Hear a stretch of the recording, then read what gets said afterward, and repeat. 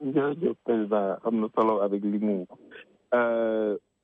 dañuy gis aussi ne que ci dans le passé yow da nga am vision régionale aussi sous-régionale président Sonko aussi gis nañ ci livre bi mu bind muy solution mu am aussi benn vision sous-régionale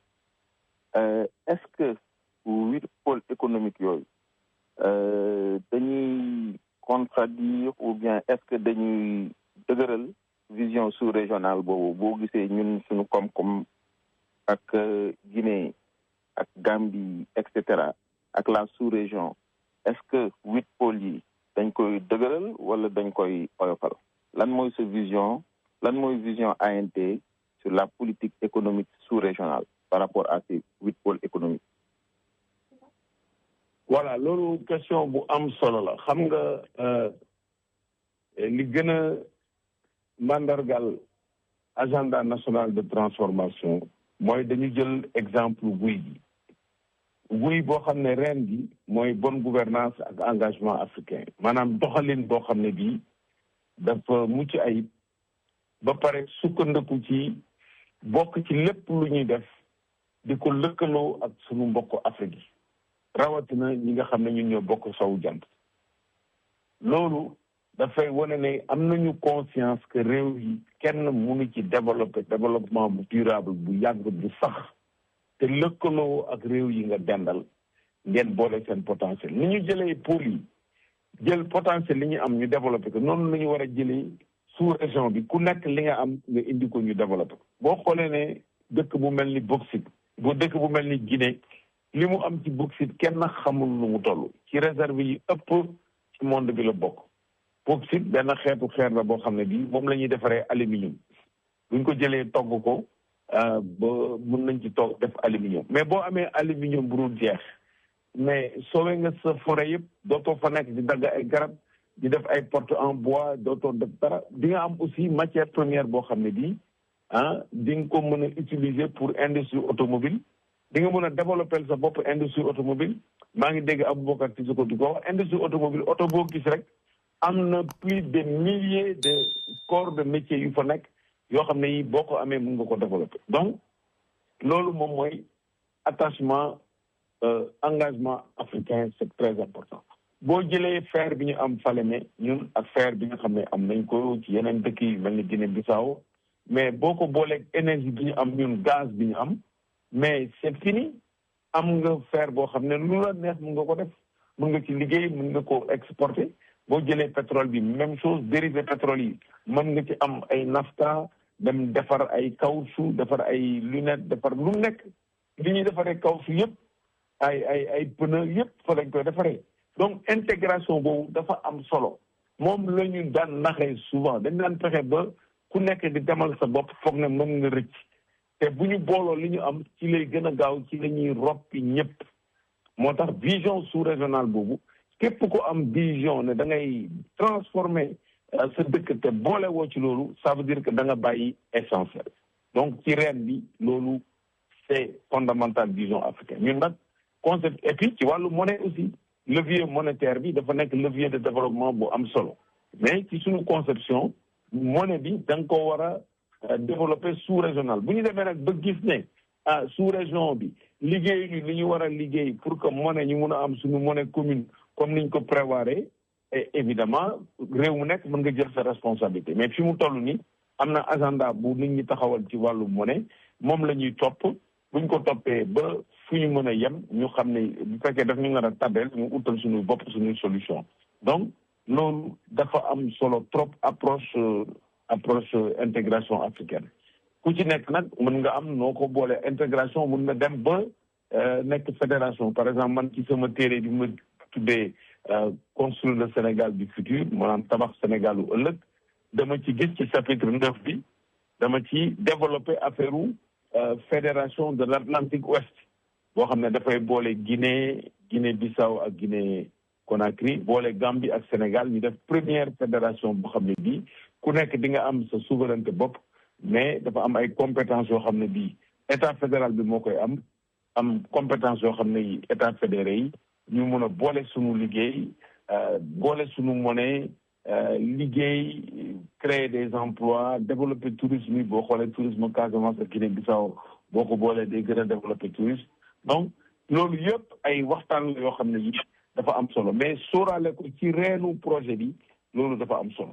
mooy aménagement mooy boo jëlee tronc bi ñu jël ko duppee ko aménagement ak développement durable nga sóoraale affaire environnement sóoraale affaire transition énergétique aménagement territoire infrastructure yi ni ñu koy doxalee yëpp ndox bi autoroute de l'eau yëpp parce que booy defar munoo ne fii laay yem frontière bi nii la ko colonisateur bi tabbee woon fii laay yem ci projet bi dégg parce que am na fleuve yoo xam ne yéen a ko bokk moo tax ñuy defar ay OMVS OMVG bokk ay fleuve parce que mënuloo ko séparer li ñu daggee woon territoire yi ca Berlin jël li may tuddee ci Berlin bi loolu waruñu ko topp à l'absolu dañu war a xool ci wàllu koom-koom fan mooy intérêt africain yi ñu seet naka lañ koy lëkkale approche boobu moom moo am solo loolu mooy tax nga mun a am aménagement durable capital humain aussi moom mooy bànqaas yi nga xam ne yi moom la ñu war a développer nit ki naka lay def ba jàng naka lay def ba wér diaspora bi naka la ñuy def ba seen contribution mën a am solo équité sociale mën a am loolu dafa am solo ba pare nag loolu mooy tax nga am économie compétitive koom-koom boo xam ne bii day raw yeneen koom-koom yi li tax mu koy raw dafay produire loo xam ne bii boo ko tegee ci marché bi yow la ñuy gën a jël sa produit parce que moom moo gën a jar coût production bi moo gën a yomb niñ ko liggéeyee moo gën a rafet donc loolu yëpp dafa am solo te bu ci ne nag boo ci jël mënoon nañ ci yendu tey boo ci jël rek mën nga ko lëkkalee ak pays africains yi parce que ñun ñoo bokk problème su la ñuy sous-développé li tënk Sénégal moo tënk Mali moo tënk Guinée moo tënk lépp boole ci même affaire sécurité bi donc yooyu yëpp boo ko réglé wul doo dem donc dirigeant africain bu amul vision engagement africain ça veut dire que loo mun a def sa réew aussi bu leneen sooxee ci beneen réew bu dalee sa kaw da ngay recommencer à zéro loolu moo tax engagement africain bi dafa am solo trop ci vision bi nga xam ne moom la ñu am jërëjëf mag ñi moom lañ daan def soo gisee professeur Cheikh Anta Diop li mu doon développé ci état fédéral africain wane na ko même ba ci langue yi ci wàllu culture ak lépp loolu daf koy yàgg a wax et bu ñu ko toppoon ba léegi jóge nañ si Europe boo gisee ñu yegg fii yegg noonu la ñu def Europe fan la ñu commencé acier la ñu jël ak charbon dajale ko France ak Allemagne bi ñu génnee ci guerre bi léegi moom moo jur Union européenne ba léegi am na doole boo xam ne bii kenn mënatu ci dellu gannaaw te doo leen gis mukk Union européenne ñu guerre seen biir parce que dañoo bokk intérêt ba nga xam ne kenn dootul guerre sa biir te doo leen gis mukk ñu am problème mu immigration kii war na dugg kii warul dugg parce que dañu boole seen soor dajale ko ba nga xam ne bii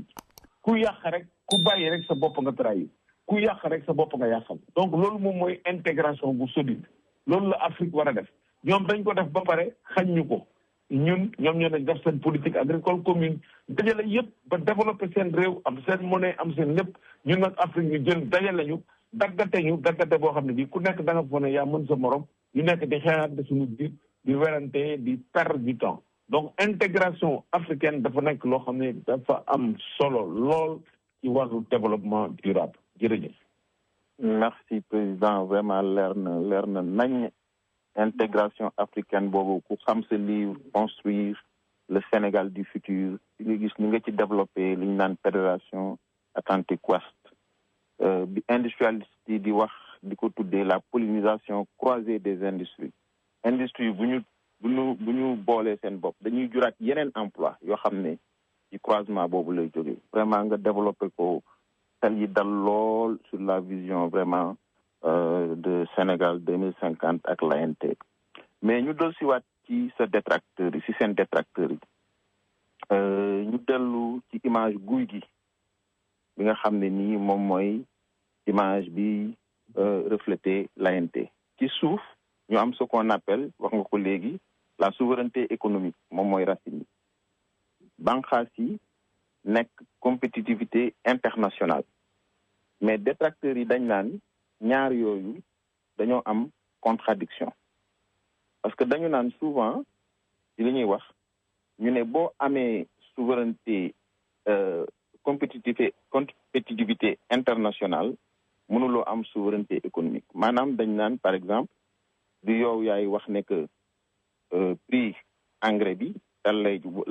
lay jar wala li ngay defar ci say économie marché international bi moo la koy dig par exemple phosphate bi la ñuy jël par exemple phosphate bi bu ñu gisee ne baax na pour le Sénégal ñu produire extraire phosphate bi après exporter ko ñoom mën nañ la imposer benn prix tellement que yow ci loolu ngay focaliser au lieu ngay defar engrais parce que c'est économie li gën ci moom mooy defar phosphate bi alors que souveraineté économique ci engrais bi lay jóge président lan ngay répondre détracteur yu mel noonu. waaw dañuy jaawale rek parce que ñaari ñi amul contradiction dafa am ñaari préoccupation yoo xam ne yi bu ci nekk dafa am solo xam nga nit doo ko ne tànnal sa diggante sa yaay ak sa papa parce que ñoom ñaar ñëpp dañoo bokk ci yow jur la war a am ci yow benn rôle fii li am importance ci plan bi mooy souveraineté bi mooy lal bi nga xam ne ci la ñuy teg lépp projet boo mën a am ñu développé ko ak croissance boo mën a am muy croissance de chiffre boo mën a am bu fekkee ne yow croissance boobu amalul njëriñ waa réew mi loolu ban croissance la moom lay wax croissance su ruusitu mburu moom mooy yokkute boo xam ne àndul ak naataange nit ñi naataange la ñu bëgg Sénégal prospère waxuñu yokkute rek ay entreprise bu dee yokkute kay mën nga délocaliser entreprise yi ñëw investir créer ay emploi jox leen ay salaires yu tuuti bu ñu paree bénéfice yëpp dem ci kaw du ñu def transfert de technologie du ñu def dara mais loolu am na ci ay réew ñun soxlawuñu loolu dañu bëgg réew mi moomal boppam mënal boppam jëriñ boppam loolu mooy souveraineté loolu mooy différence moo tax annoncé nañu sax benn loi président premier ministre Ousmane Sonko annoncé na ko sur la souveraineté nationale souveraineté bi ci fànn na yëpp la ci sunuy mbel sunu ressources naturelles ci sunu aliment li ñuy lekk ci sunu façon yëpp su wàllu culture souveraineté moom boo ko amuloo dara doo réew doo mosuloo jege sax nekk réew da ngay nekk koo xam ne kii yeneen réew yi ñoo ñëw di la exploité bu dem loolu donc dafa nekk loo xam ne c'est pas négociable donc réforme yi mu laaj yëpp pour que ñu jëlaat suñu souveraineté gisoo pétrole beeg gaz bi ñu ko négocier yooyu yëpp ci souveraineté la bokk léegi nag compétitivité filières yi ñoom ñooy def compétitivité du réew yi ñooy taxaw di def concurrence du réew mi ñooy jënd di jaay non filières yi nga xam ne ñoo nekk ci biir réew yi ñoom ñoo war a am ay coûts de production yoo xam ne dafay wàññeeku boo xam ne bu ñu defaree produit am ay nit yu ñu formé capital humain bu baax bu ñu ko tegee ci marché bi nit ñi dañ koy jënd parce que consommateur bi jënd day xool prix yi xool qualité bi bu ñamee mu neex mu ñëwaat jëndat noonu lay demee du ay concurrence entre état nga ne damay def dama am souveraineté du ma def commerce ak kenn loolu caricature la maanaam dañuy saboter rek pour wane ne affaire bi baaxul mais loolu kenn ku xam tuuti ci wàllu koom-koom loolu doo ko sax déglu parce que soo ñëwee di def filière da nga naan coût de production yi électricité gis nga Sénégal ci plan bi boo xoolee ñu ngi soxla 12 000 mégawatts en 2050 fi mu nekk nii il faut que ñu yokk énergie pour yokk ko il faut nga jël ay solution yu am solo yoo xam ne non seulement dañu la jox énergie bu doy mais dafay durable du yàq environnement moo tax yu mel ni ay solaire ay hydraulique yëpp dañ koy soxla mais am nañu gaz aussi Sénégal énergie naka la ñuy def ba jël gaz bi toppatoo ko ba mu nekk énergie coût bu wàññeekoo mais évidemment bu wàññeekoo prix bi njëg bi day wàññeeku technologie bi boo ko maîtriser avec une bonne formation ñu def ay formation professionnelle boo xoolee plan bi place bi ci formation professionnelle am wàññi nga coût bi boo amee ndox avec l'autoroute de l'eau gis nga vallée yi ndox yi fi amoon yëpp di wàcc ba nga xam ne mooy tooyal Sénégal yëpp bi ñu bëggee imposer monoculture arachide gerte dañu ko fatt bi ñu ko fattee ñëpp di xaar nawet pour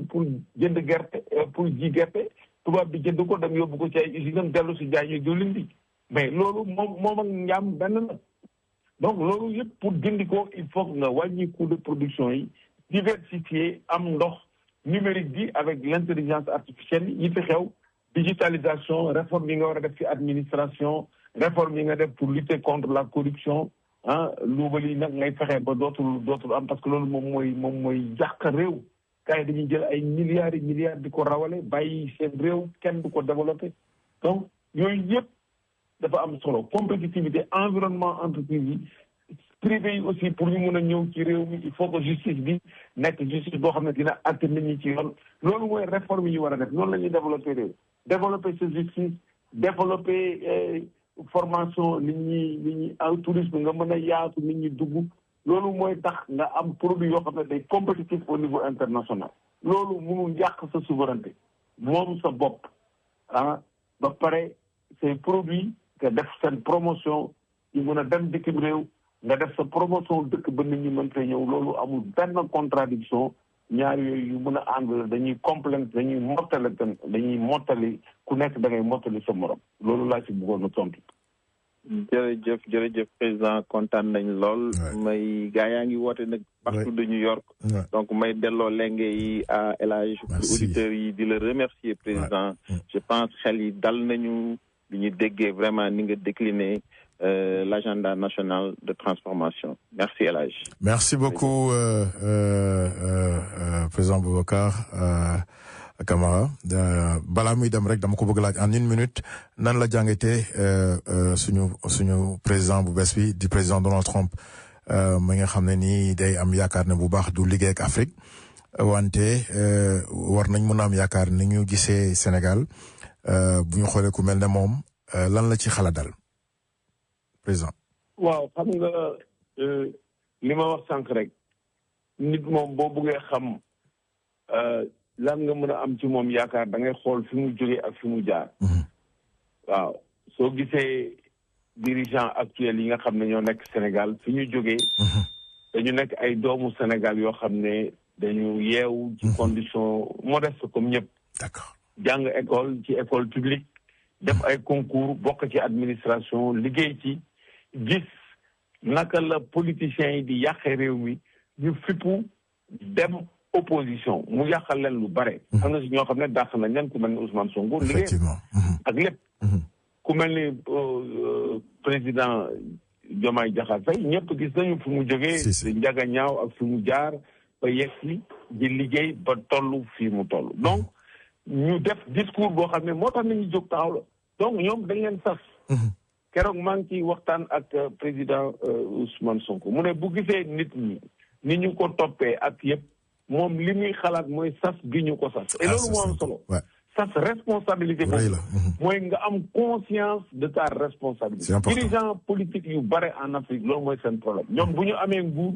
foog nañu ne ñoo ko moom ñu jël alal ji commencé tasaare jox seen i doom jox seen njaboot ñuy wër dëkk bi di noos di jënd ay fowukaay fu ne nga leen di gis doo ci mun dara loolu dafa xewi Sénégal képp ku ko fi defit nit ñi dañ lay jël wekki la teg la fële donc